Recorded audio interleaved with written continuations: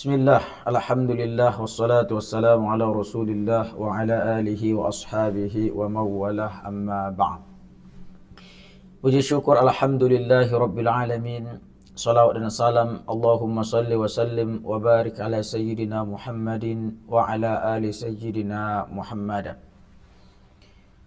Saudara-saudaraku dimanapun anda berada, semoga Allah subhanahu wa ta'ala selalu mendapatkan rahmat darinya, dan semoga amal ibadah kita, puasa kita, bacaan Al-Quran kita, dan solat tarawih kita diterima oleh Allah subhanahu wa ta'ala. Alhamdulillah, insyaallah materi kita hari ini adalah tentang Al-Quran dan Ramadan, di mana Al-Quran dan Ramadan ini memiliki ikatan yang sangat kuat, sebab antara Al-Quran dan Ramadan memiliki sejarah, di mana sebagaimana Allah subhanahu wa ta'ala telah memberitahu kepada kita, Al-Quran itu turun di waktu yang sangat berkah. Inna anzalnahu fi lailatin mubarakah. Sesungguhnya kami menurunkannya, yakni Al-Quran, yaitu di malam yang berkah. Para ulama menafsirkan bahwasanya malam yang berkah itu adalah malam Lailatul Qadar. Hal itu karena di dalam ayat yang lain dikatakan inna anzalnahu fi lailatul qadar. Sesungguhnya kami menurunkannya, yakni Al-Quran, yaitu di malam Lailatul Qadar. Dan sebagaimana itu boto bahwasanya malam Lailatul Qadari itu hanya ada pada bulan Ramadan. Oleh karena itu dari sini saja kita pahami bahwasanya Al-Quran itu pertama sekali turun, awal turunnya itu adalah berada di bulan Ramadan. Akan tetapi sudah ditegaskan oleh Allah subhanahu wa ta'ala di dalam Al-Quran secara sharih bahwasanya Al-Qur'ani turun ima di bulan Ramadan, sebagaimana dalam ayat yang masyhur, syahrul Ramadan alladzi unzila fihi al-Qur'an hudan lin-nasi wa bayyinatin minal huda wal furqan. Yakni bulan Ramadan adalah bulan yang diturunkan padanya Al-Qur'an. Al-Qur'an itu adalah sebagai petunjuk bagi manusia.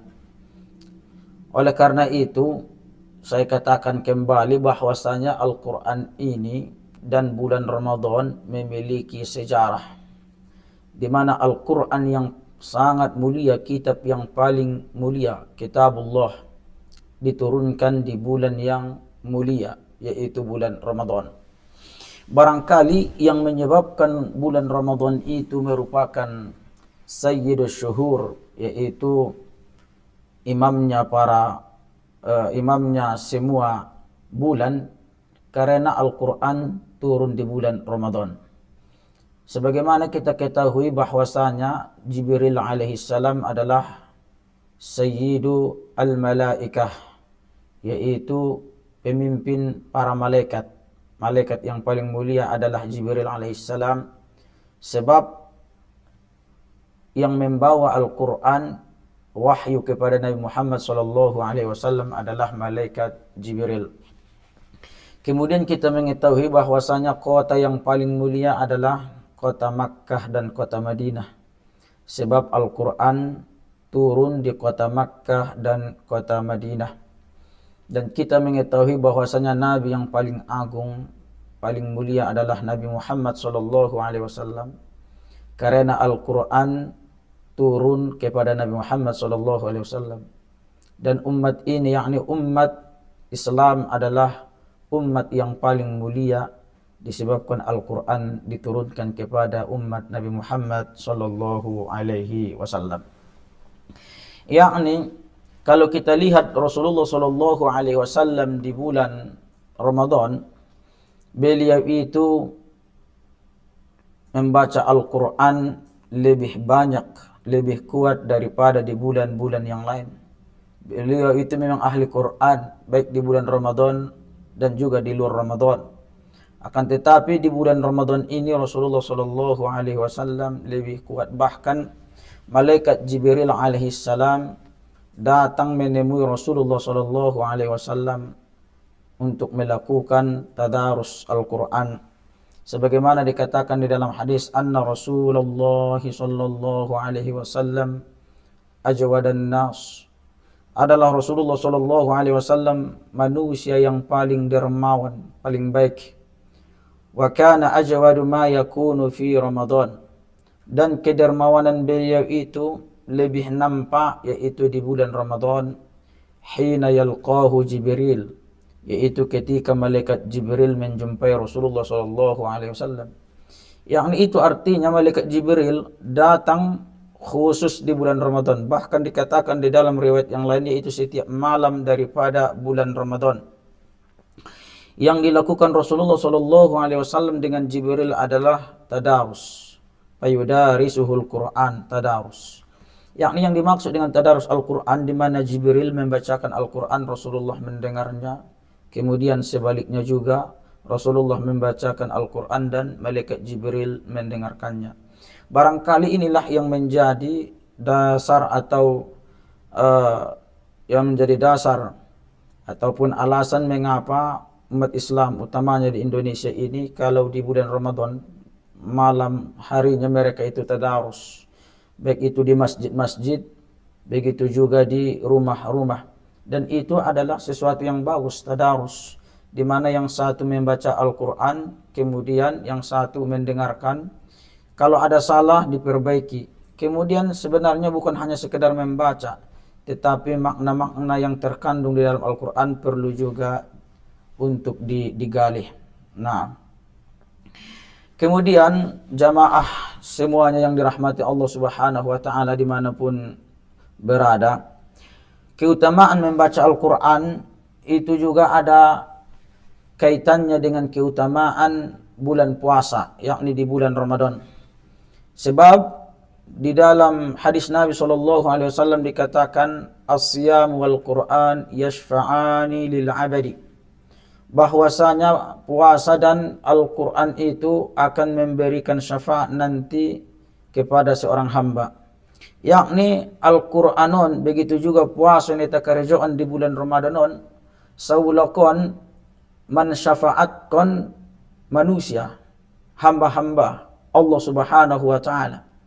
Tetapi tentu saja tidak semua manusia. Tentu saja bagi mereka yang ahli Al-Quran dan juga ahli puasa. Di dalam hadis itu dikatakan bahwasanya yaqulu as-siyam, berkata puasa, ay Rabb inni mana'atuhu at-ta'am wasyahawati bin nahar. Ya Allah, ya Tuhanku, sesungguhnya aku yakni puasa menahan dirinya daripada makan, yakni gara-gara ku ndak mangan ya be, kemudian syahwat nia ditinggalkan ya, syahwat nafsu ditinggalkan di bulan Ramadan di siang harinya hanya karena diriku, yakni karena puasa.